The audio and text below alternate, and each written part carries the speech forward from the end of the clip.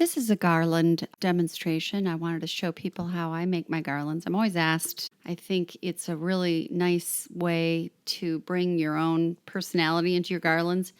It's also a better way to have them in your home because they haven't been put together weeks and weeks ahead of time.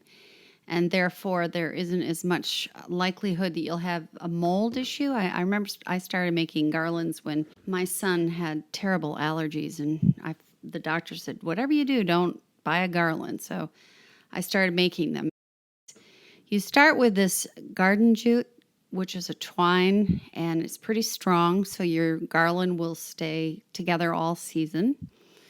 And it was nice enough today to be able to do this outside. So I took a 6-foot table, which would help because most garlands are about 6 feet long. And the key to this is to keep the twine tight so that there's tension on the twine.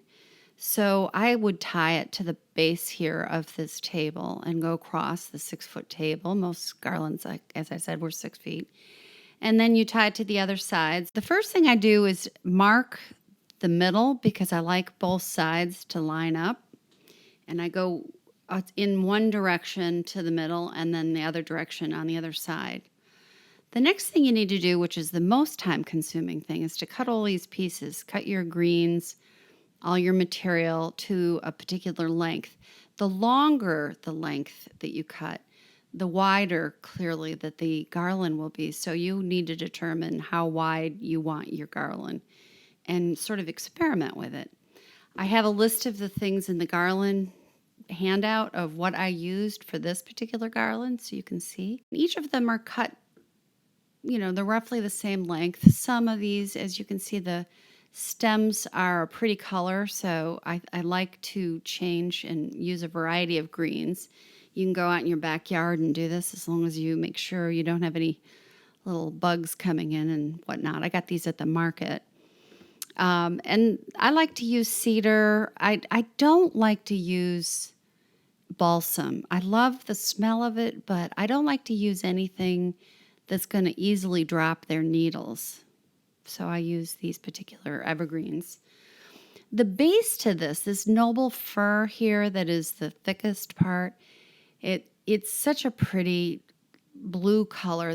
Once you have all your greens cut in the length that you want, you line them up on either side by type so that you can remember to sort of rotate them. And look at my little helper. That's Bailey. Now, seeded eucalyptus is something you may or may not want to add to the garland.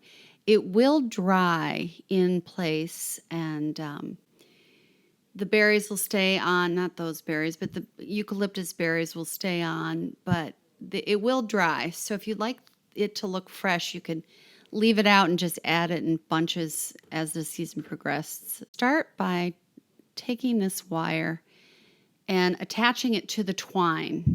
You need to use wire that's in a dowel like this, a round container like this, so that you can place your greens directly over the twine as I show on this diagram on the handout that I gave you. And then start by placing the bunches either side and alternating their location. And you use the wire to attach and secure these greens to the twine. And you start on one side and you rotate, go round and round.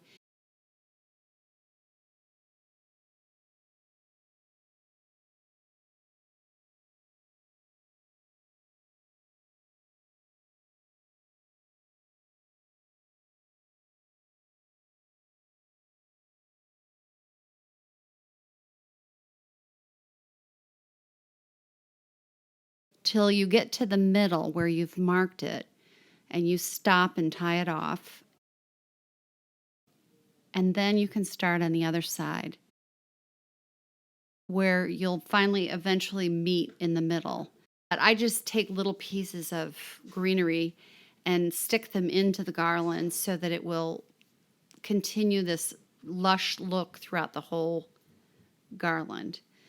The other thing I do while I'm working is spray with Crowning Glory, which is the preservative you can get at Jacobson's or some other floral design shop. And it helps keep the moisture into the greens and preserve it. And what you can do is make this ahead of time and then store it in a container and keep it somewhere cool. Once you put your garland in place, then you can embellish it with things like pine cones, magnolia leaves, even flowers if you want to put them in water picks for the holiday. Every once in a while, spray it so that it stays fresh. And then once you put it up, you can continue by spraying it just to keep it green and fresh and enjoy the season. I hope you've enjoyed this video and that you have a nice holiday season. Thank you.